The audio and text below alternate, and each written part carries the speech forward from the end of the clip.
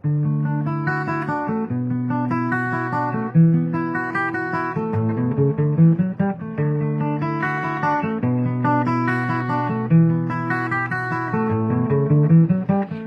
ออกท่าเริ่มหมดเกี่ยวยักจำมันเมาอ่อนปานสัก17-18หือหนุ่มอยู่เมินเมื่อยามปนมา10 ปีน้องหญิงเอ๋ยต้องเกิงลีห้องลูกหนุ่มอยู่ในกอปอไก่ห้องลุงนาสั่งถูกเอายามจับศพแปดในเตสั่งถูกเอาหน้าเหินเย่กบจูกันเตน้องหญิงเอ๋ยสั่งถูกเป็นแปดลุงหักน้องหญิงนาลุงเฮาเอ๋ยมาสูงค่าลุงเฮาเอ๋ยอยู่ลีหา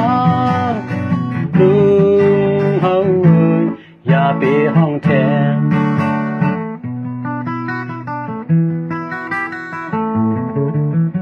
ไปเกิงปานห้องลุงในห้องปีหลองไปเกเหมือนปอเฮินมีลูกนำแล้วไปเกิงปานห้องลุงเย้าน้องหญิงเอ๋ยน้องหญิงเอ๋ยไปเกิงปานห้องลุงเย้าน้องหญิงเอ๋ยลุงเฮาเอ๋ยมาส่งข้าลุงเฮาเอ๋ยอยู่ลีหาลุ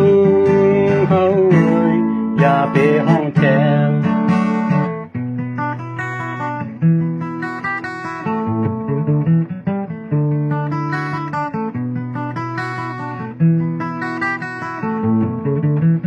ไปเกิงปานห้องลุงในห้องปีหลองไปเกเหมือนปอเฮินมีลูกนำแล้วไปเกิงปานห้องลุงเย้าน้องหญิงเอ๋ยน้องหญิงเอ๋